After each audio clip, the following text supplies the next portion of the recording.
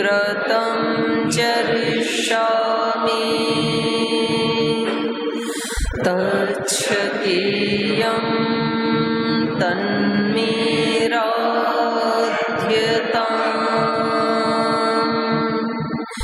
इदमहमनृतात् सत्यमुपैमि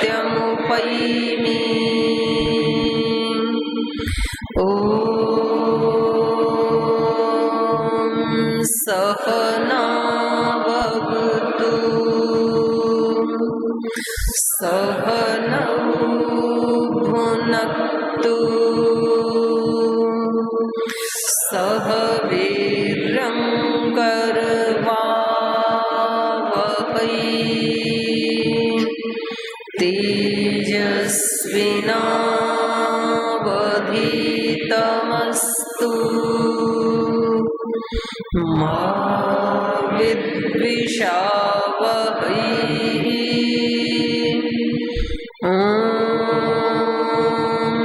शांति शांति शांति।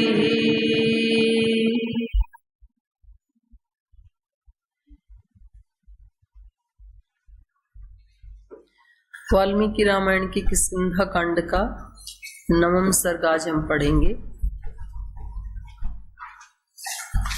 पिछले सर्ग में सुग्रीव जी बाली के पौरुष के बारे में बताते हैं और श्री राम के ऊपर थोड़ा डाउट करते हैं कि इतने महाबलशाली व्यक्ति को आप मारेंगे कैसे। आपने प्रतिज्ञा तो कर ली कि उसको देखते ही मार देंगे, लेकिन कैसे मारेंगे, पहले उसके बारे में आप जाने तो कितना बलशाली व्यक्ति है। तो वो पूरे विस्तार से उनके बल का, पराक्रम का और उनके पीछे के जीवन का वर्णन करते हैं। तो श्री लक्ष्मण जी हंस करके बोलते हैं कि सुग्रीव जी आप बताओ ऐसा क्या हम आपको करके दिखाएं, श्री राम ऐसा क्या आपको प्रदर्शन करें जिससे कि आप आश्वस्त हो जाएं कि श्री राम बाली का वध कर सकते हैं। तो ऐसे कहे जाने पर वो साल के वृक्ष खड़े हैं वहां पर, 7 बड़े बड़े बलशाली, जिनकी शाखाएं आकाश में झूम रही हैं। तो उनको दिखाते हुए सुग्रीव जी कहते हैं कि बाली में इतना बल है कि वो अपने एक एक बाण से एक एक वृक्ष को पत्ते से रहित कर सकता है, पात रहित कर सकता है, इतना बल है उसके अंदर। तो फिर वो समझ जाते हैं कि हमें ये जो साल के वृक्ष हैं ये ही बींद के दिखाना पड़ेगा। तो ऐसा सोच करके आगे श्री राम जो है वो अपना पराक्रम इनको दिखाते हैं इस नवम सर्ग में, और सुग्रीव को परम विश्वास हो जाता है कि श्री राम प्रथम उसी में ही युद्ध की वेला में ही इनका वध कर सकते हैं। तो यहाँ तक हमने पढ़ा था। पीछे के पाठ से कोई प्रश्न किसी का? ओम माता जी। ओम बेटा। माता जी आपने पिछली कक्षा में चतुरता और चालाकी के बारे में बात की थी। एक आपने उदाहरण जेब कतरों का दिया था कि वो भी चतुर चालाक होते हैं, और फिर आपने एक उदाहरण दिया था कि हनुमान जी भी चतुर चालाक है। तो हम चतुरता और चालाकी को गुण की श्रेणी में रखें कि अवगुण की श्रेणी में रखें? मैंने तो ये बताया था कि जिस भी विद्या को प्राप्त करने के लिए आप बल लगाएंगे उसका बल बढ़ जाएगा, ये बताया था मैंने केवल एक चतुर चालाकी या डकैती के बारे में नहीं बताया था। मैंने तो ये बताया था जहां भी आप अपने बल को लगाओगे वो बल बढ़ जाएगा, बोला था ना। ऐसे विद्या में आपकी जितनी सामर्थ्य है उतनी आप लगाओगे, तो विद्वान बन जाओगे और विद्या बढ़ जाएगी आपकी। शरीर में जितना बल है उतना बल यदि लगाओगे तो आपका शरीर का बल बढ़ जाएगा। जिम आदि में जाके ऐसे तो बल बढ़ाते हैं। तो जितनी अपनी वर्तमान में सामर्थ्य है उस सामर्थ्य को आप जहां भी लगाओगे उससे वही सामर्थ्य बढ़ती चली जाएगी। तो हमारे पूज्य गुरुदेव बताते हैं बल लगाओ बल बढ़ाओ। योग में बल लगाओगे तो योग का बल बढ़ जाएगा। तो इस प्रसंग में मैंने कहा था कि जो बुरे कर्मों में अपना सामर्थ्य लगाते हैं तो उनका बुरे कर्म करने की दक्षता भी बढ़ जाती है, जैसे कि जेब कतरे, ये मैंने एग्जाम्पल दिया था। हनुमान जी के साथ उसकी तुलना नहीं कर सकते। हनुमान जी ने अपना बल किसमें लगाया, अपनी एकाग्रता किसमें की? अष्ट सिद्धि 9 निधियों की प्राप्ति में, जेब कतरों में नहीं की। तो हनुमान जी का बल है बहुत उत्तम उत्कृष्ट कोटि का, और जो उदाहरण दिया है वो है बहुत निकृष्ट कोटि का। तो उसको आप चतुर चालाक इस शब्द से दोनों को कंपेयर मत करो। ये हिंदी का शब्द है, इसको कुशल होना बोलते हैं, निपुणता बोलते हैं किसी भी कार्य में। तो ये तो कोई भी व्यक्ति बता देगा भी चोरी करना, डकैती करना, जेब काटना ये तो बुरा काम है, अवगुण है, और किसी की हेल्प करना, सेवा करना ये तो सद्गुण है। मेरा प्रश्न था कि जो कुटिलता होती है तो इतिहास में जैसे आचार्य चाणक्य को भी कुटिल कौटिल्य कहा जाता है, तो वो मेरे कहते हैं ना, लेकिन वो कुटिल नहीं थे। कौटिल्य तो इसलिए कहते हैं कि कूटनीति भी जानते थे, नीतियों के नीतिकार थे ना, वो तो बहुत सारी नीतियां जानते थे, राजनीति भी जानते थे, कूटनीति भी जानते थे, रणनीति भी जानते थे, नीतिज्ञ थे वो तो। कुटिलता तो कभी भी गुण नहीं हो सकता है, कुटिलता तो सर्वथा दोषी होता है। कुटिल एक और प्रश्न था कि जैसे रावण है, बाली है, ये असुर राक्षस होते भी इनके पास इतना बल कैसे आता है? असुरों के पास ही ज्यादा बल होता है, देवताओं के पास तो बुद्धि का बल तो ज्यादा होता है, लेकिन तपस्या का बल और शारीरिक बल तो असुरों के पास ही ज्यादा होता है। बहुत तप करते हैं वो और उसको बढ़ाते हैं तरह तरह के रस रसायन खा खा करके, और पुरुषार्थी भी होते हैं। और देवता प्राय आलसी होते हैं, बुद्धि तो ठीक होती है, हृदय भी अच्छा होता है, पुरुषार्थ नहीं करते हैं ज्यादा। इसीलिए तो राहु लेके भाग गया अमृत को। जब 14 रत्न निकले समुद्र मंथन में तो पूरा अमृत का कलश लेकर के राहु चला गया। तो देवता क्या कर रहे थे? देवता बाद में पीछे पीछे दौड़ने लगे, उसके तो पहले क्या कर रहे थे देवता? वहीं से तो लेके गया है ना। देवता थोड़े से उसमें रहते हैं, धीमी गति में। तो असुरों के पास तो बल होता है, बिल्कुल होता है, क्योंकि असुर भी प्रजापति के पुत्र हैं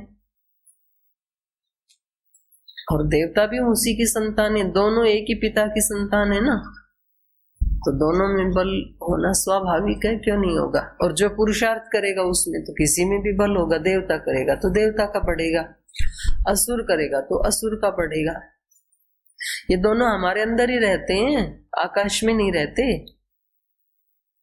हमारे अंदर भी यदि हम अपनी दैवी शक्तियों को जागृत करके उनको अच्छे कर्मों में लगाएंगे तो दैवी गुण बढ़ जाएंगे, देवता बढ़ जाएंगे हमारे अंदर।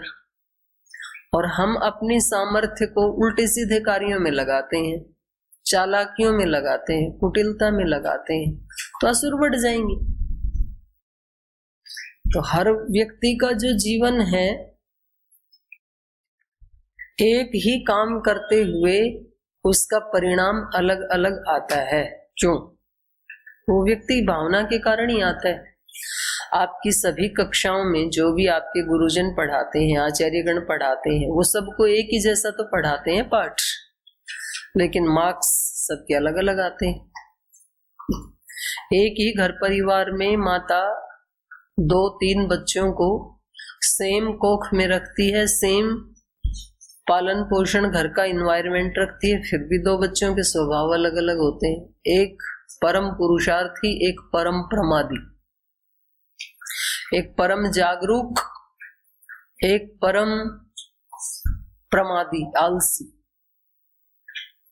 ऐसे मिलता है। क्यों? तो सबके अलग अलग संस्कार है, सब उस इन्वायरमेंट को ऑब्जर्व करने में सबकी अलग अलग योग्यता है। क्लास में जो पढ़ाया जाता है उसको ग्रहण करने में सबकी ग्रहणशीलता अलग अलग है। 3 प्रकार की ग्रहणशीलता होती है। एक होती है बहुत ही धीमी गति की, एक होती है मीडियम, और एक होती है बहुत उत्कृष्ट कोटि की ग्रहणशीलता। तो जैसे अग्नि है, तो अग्नि को यदि पत्थर के ऊपर डालें तो पत्थर कितनी देर में आग पकड़ेगा? कितनी देर में जलेगा पत्थर? उसके ऊपर अग्नि को डालें तो या तो जलेगा ही नहीं, अग्नि ही शांत हो जाएगी, पत्थर नहीं जलेगा। या बहुत ही प्रबल अग्नि है तो पत्थर को जलने में तो बहुत लंबा टाइम लग जाएगा, पकड़ने में ही, उस आग को ग्रहण करने में। यह है अत्यंत धीमी गति की ग्रहणशीलता। तो ऐसे जो छात्र है ना, वो कितने भी बढ़िया इन्वायरमेंट में पढ़ा लो, आप गुरुकुल में पढ़ा लो, आत्मवेत्ता गुरुओं के पास पढ़ा लो, और साक्षात भगवान भी उनके पास आ जाएं, तो भी उनका कोई रूपांतरण होगा नहीं, क्योंकि ग्रहणशीलता ही नहीं। और दूसरी ग्रहणशीलता है कोयले की। कोयले के ऊपर अग्नि को डालेंगे तो बहुत जल्दी तो आग नहीं पकड़ता है कोयला, लेकिन जब पकड़ लेता है तो उसका काला रंग समाप्त हो जाता है और अग्नि के स्वरूप वाला ही हो जाता है, चमकीला हो जाता है। और थोड़ा जो भी अग्नि का रूप है, थोड़ा लाल, थोड़ा गोल्डन, ज्वाजल्यमान भास्कर रूप, उससे युक्त हो जाता है। ये है मीडियम कोटि के लोग, उनको धक्का मार मार के चलाना पड़ता है। उनकी गाड़ी रुक जाती है, फिर कोई प्रेरणा दे, थोड़ा सा उनको थोड़ा पालन पोषण करे, थोड़ा वरद हस्त रखे उनके सर पे, तो फिर चल पड़ते हैं, फिर पकड़ जाते हैं आग। ये मध्यम कोटि की ग्रहणशीलता है।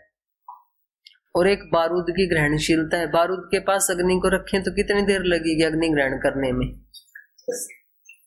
दूर से ही खींच लेगी, पास भी आने की जरूरत नहीं है। उसके आजू बाजू में भी रख देना थोड़ी चिंगारी भी, छोटी सी चिंगारी भी, पूरा ब्लास्ट हो जाएगा। तो यह है उत्तम कोटि की ग्रहणशीलता। अपने गुरु आचार्यों के इशारे से ही समझ जाते हैं कि हमारे गुरु क्या चाहते हैं, हमारे आचार्य गणों को क्या अच्छा लगता है, भगवान क्या चाहते हैं हमारे से, माता पिता क्या चाहते हैं, समाज हमसे क्या चाहता है, भगवान हमसे क्या चाहते हैं।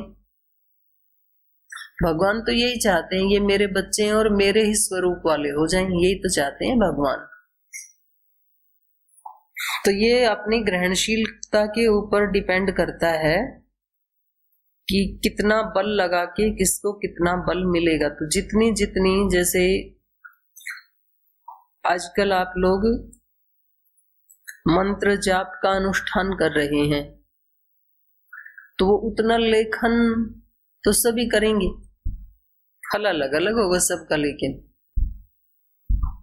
संख्या बराबर है, फल अलग अलग होगा। लेकिन क्यों? क्योंकि सबकी श्रद्धा अलग अलग है। किस भाव से कौन कर रहा है, कैसे कर रहा है, तो वैसा ही फल आएगा, फिर वैसा ही आने वाला है। जी आगे बताइए। हो गया? धन्यवाद। और किसी का कोई प्रश्न? आगे चलो। चलो नवम सर्ग पढ़ते हैं। तो ये समझ गए, इनके ना इशारे को ही समझ गए जो लक्ष्मण जी और श्री राम जी हैं, कि भाई इनकी दृष्टि में ये जो 7 साल के वृक्ष हैं और इनको यदि कोई एक बाण से एक वृक्ष को बेध देवे तो ये उसको बाली के समान बलवान मानेंगे, तो कुछ इसी पे कार्य करना होगा। इसको कहते हैं ग्रहणशीलता, इशारे में ही समझना। वो समझ गए, आगे क्या करते हैं वो इस सर्ग में पढ़ेंगे।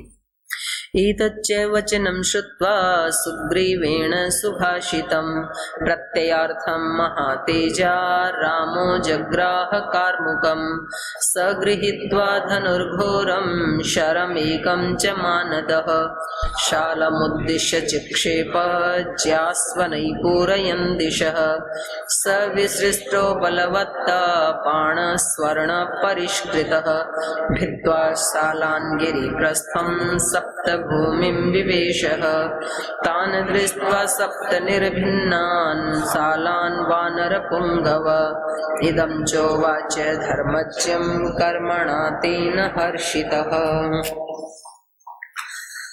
सुग्रीवेण सुभाषितुम एतच्च वचनम श्रुत्वा, जब सुग्रीव ने ये 7 साल के वृक्षों की बात बताई और बाली के पराक्रम को बताया, तो प्रत्ययार्थम महातेजा रामः कार्मुकम जग्राह, तो उसको प्रत्ययार्थम ज्ञान करवाने के लिए, किसका ज्ञान? अपनी सामर्थ्य का भी, श्री राम बाली को मार सकते हैं।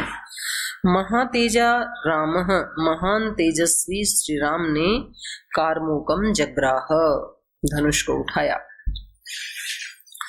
सगृहीत्वा धनुर्घोरम शरम एकम च मानद, स मानदः, मानद मतलब मान देने वाला, सम्मान देने वाला। तो श्री राम हमेशा सबको मान देते हैं, सम्मान देते हैं, वो देते हैं, वो लेते भी हैं। संसार में जो हम देते हैं वो हमें मिलता है, यही सृष्टि का रूल है।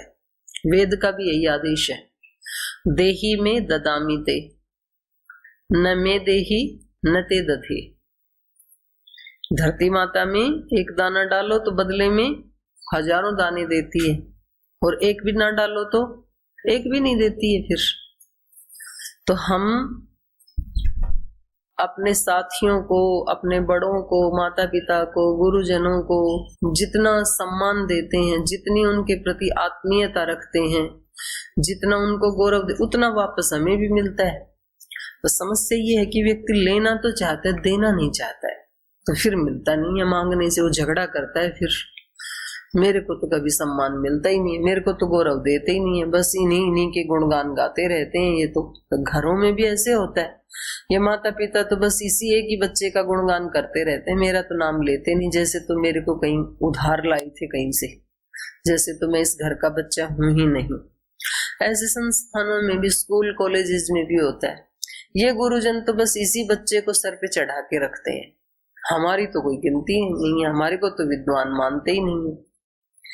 तो ये सब लेने के लिए देना पड़ता है, और जैसे जैसे देते हैं तो उधर से मिलना शुरू हो जाता है। तो श्री राम है मानद, स मानद घोरम धनु गृहीत्वा, जो उनका बहुत ही विशाल धनुष है, घनघोर धनुष है, उसको उठाया। शरम एकम च गृहीत्वा, और एक ही बाण उठाया उन्होंने। और शालम उद्दिश्य चिक्षेपः, वो जो शाल वृक्ष थे, उस शाल वृक्ष को उद्देश्य करके, माने उसको अपना निशाना बना करके, चिक्षेप, उस बाण को फेंक दिया। ज्यास्वनई पूरयन् दिशः, और वो इतना बड़ा बाण था कि उसकी जो प्रत्यंचा थी, वो डोरी होती है ना, ऐसे खींचते हैं छोड़ने के लिए, पहले पीछे खींचना होता है, पहले पीछे खींचते हैं तो उसमें वेग आता है। तो उसके शब्द से ज्यास्वनई दिशा पूरयन्, अपनी प्रत्यंचा के शब्द से दिशाओं को शब्दायमान करते हुए, गुंजायमान करते हुए श्री राम ने साल वृक्ष को निशाना बनाकर उद्देश्य करके वो बाण फेंक दिया, एक बाण। सविसृष्टो बलवता बाण स्वर्ण परिष्कृतः, शालान भित्वा गिरिप्रस्थम सप्तभूमिम विवेशः। जब उन्होंने वो बाण फेंका तो स्वर्ण परिष्कृतः बाण, सोना लगा हुआ था जिस उसके ऊपर, बाण के ऊपर। तो इससे भी पता लगता है कि खूब धन धान्य था भारत में। जब बाणों के ऊपर भी सोना लगा हुआ है तो सोने की क्या ही कमी है फिर तो यहाँ श्री राम के बाण पर स्वर्ण लगा, स्वर्ण परिष्कृतः बाण बलवता से विसृष्ट, पूरे बल के साथ, पूरे वेग के साथ श्री राम ने वो बाण छोड़ा। और वो बाण जो है वो गिरि प्रस्थम सालान सप्त सालान भित्वा भूमिम विवेशः, पर्वत में गिरि प्रस्थम, उस पर्वत के ऊपर स्थित सप्त सालान भित्वा, उन सातों वृक्षों को एक साथ बींध करके भूमिम विवेशः, फिर भूमि में घुस गया। तो सातों को एक ही साथ बींध दिया। बाली तो एक एक को बींध सकता था, श्री राम ने तो एक ही बाण से सातों वृक्षों को बींध डाला। तान दृष्ट्वा सप्त निर्भिन्नान सालान वानर पुंगवः इदं च उवाच धर्मज्ञं कर्मणा तेन हर्षित। तो तान सप्त निर्भिन्नान दृष्ट्वा, तान सप्त सालान निर्भिन्नान दृष्ट्वा, उन सातों साल के वृक्षों को बिंधा हुआ देख करके, कटा हुआ देख करके, वानर पुंगवः तेन कर्मणा हर्षितः, तो ये जो सुग्रीव हैं श्री राम के इस कर्म से हर्षित होकर के बड़े खुश हो गए। तो मैं तो एक की बात कर रहा था, इन्होंने तो सात के साथ बींद डाले। वाह वाह, क्या बात। तो वानर पुंगव तेन कर्मणा हर्षितः धर्मज्ञं च इदं उवाच। तो जो धर्म को जानने वाले हैं, यहाँ भी आप ना नोट करो, मैंने किसी की ड्यूटी लगाई थी एक बार कि श्री राम के विषय में धर्म से जुड़े हुए संबोधन कितनी बार आए हैं रामायण में। धर्मज्ञ, धार्मिक, ऐसे ऐसे जो शब्द आते हैं, तो यहाँ पर भी धर्मज्ञ, धर्म के मर्म को जानने वाला। धर्म को कौन जान सकता है? जो धर्म को जीता है। योग को कौन जान सकता है? जो योग को जीता है। युद्ध के बारे में कौन जान सकता है? जो युद्ध को जीता है। कुछ जीते हैं युद्ध को भी। शोक को कौन जान सकता है? शोक क्या चीज है? जिसने शोक को कभी जिया है, जिसके जीवन में कभी शोक आया ही नहीं, कैसे जानेगा?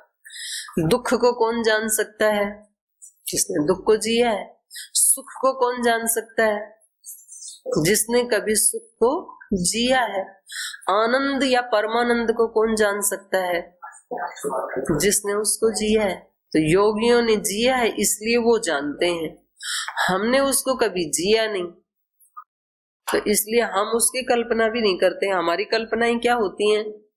वहां टूर भेज दो जी, वहां दौड़ के आएंगे, वहां हंड के आएंगे, वहां भाग के आएंगे। जिया ही नहीं, उसी को जिया है। डोलने फिरने को, हंटने को, खाने को, चाटने को, उसी को जिया हमने, वो ही आता है। हमें लगता है वो परम सुख है। तो जिसने जिसको जिया है उसको उसकी अनुभूति होती है। तो श्री राम ने धर्म को जिया है। धर्म को जानने वाले मतलब पुस्तकों में पढ़ के नहीं जाना। श्री राम ने बचपन से लेके आज तक प्रतिपल उन्होंने धर्म को जिया है। धर्म कहता है माता पिता के आदेश का पालन करना चाहिए। श्री राम ने अत्यंत विपरीत परिस्थितियों में भी परम धैर्य का परिचय देते हुए इस धर्म का पालन किया है। माता कैकेयी के प्रति भी उनका ये धर्म था आज्ञा पालन करना। पिता दशरथ जी के प्रति भी उनका ये धर्म था आज्ञा पालन करना। प्रतिकूल परिस्थिति में तो पता चलता है, अनुकूल में तो सभी धार्मिक है। हमारे मन के अनुकूल गुरुजन कुछ बताएं, उसका पालन करने में तो क्या ही जोर पड़ता है, फिर तो सारे ही आज्ञाकारी हैं। पता तो उस दिन चलता है जब हमारे स्वभाव और हमारी इच्छा के बिल्कुल विपरीत बताएं और फिर हमारा मन विचलित ना हो, दुखी ना हो, तो जानना कि हम अपने धर्म में प्रतिष्ठित हैं, यही हमारा धर्म है। कई बार क्या होता है, हम वो काम कर भी देते हैं लोक लाज से, वे गुरु जी ने कह दिया मना कैसे ही करें, लेकिन अंदर से खुश नहीं होते हैं, तो भी फिर वो पूरा कर्तव्य का या धर्म का पालन नहीं है। अपने मन को, जो गीता में मन के तप में आया है ना, आत्मविनिग्रह, मन के तप में विशेषण आए हैं, मन प्रसाद सौम्यत्वम मौनम आत्मविनिग्रह, बड़े काम के शब्द हैं ये मन की तपस्या करने के लिए। अपने मन को प्रसन्न रखना, इसके लिए तप करना पड़ता है, ऐसे नहीं रहता, नहीं तो थोड़ी थोड़ी देर में मन उदास होता है, नाराज होता है, रिएक्ट करता है। परिस्थितियां जैसे जैसे बदलती हैं सुबह से शाम तक, मनस्थिति भी वैसे वैसे बदलती है। हमारे सामने गुरुजी आए तो अलग मनस्थिति हो जाती है, और कोई हमारे को सताने वाला आए तो तुरंत मनस्थिति चेंज होती है। तो जो रोज ही तंग करता है वो सामने आ जाए तो मनस्थिति चेंज होती है। तो परिस्थितियां मनस्थिति को चेंज करती रहती हैं। उस समय प्रयास पूर्वक अपने मन को हिलने न देना, तो ये मन का तप कहा है। मन प्रसाद है, सौम्यत्वम, मौनम, मन में सौम्यता बनाए रखना और मन को मौन करना। अब हम तो मौन का अर्थ क्या समझ लेते हैं, वाणी से न बोलना, इसी को तो मौन बोलते हैं हम। अगर ये वाणी से न बोलने वाले को मौन कहते तो फिर तो वाणी के तप में इसका ग्रहण करना चाहिए था, मौन शब्द का। वाणी के तप में नहीं किया। वाणी के तप में क्या ग्रहण किया है? अनुद्वेग करम वाक्यम सत्यम प्रियम हितम चयत, वहां इनको ग्रहण किया। और यहाँ ग्रहण किया मौनम, माने मन को चुप करना। अब यदि ये आ जाए तो इस संसार से अनिद्रा नाम का रोग भाग सकता है। नींद जब नहीं आती है ना रात को, तो क्या होता है, तो मन काम कर रहा है, मन चुप होता ही नहीं है। जिस क्षण मन चुप होगा तब नींद आएगी। और ये बड़े लोगों में तो होता है, कभी तो छोटी उम्र वालों में भी हो जाता है ये जी, रात को बहुत देर तक नींद आती नहीं है, और देर तक नींद आती नहीं तो सुबह जल्दी खुलती नहीं है, समस्या है। तो इसके लिए प्रैक्टिस करनी होती है, मन को चुप करने के लिए।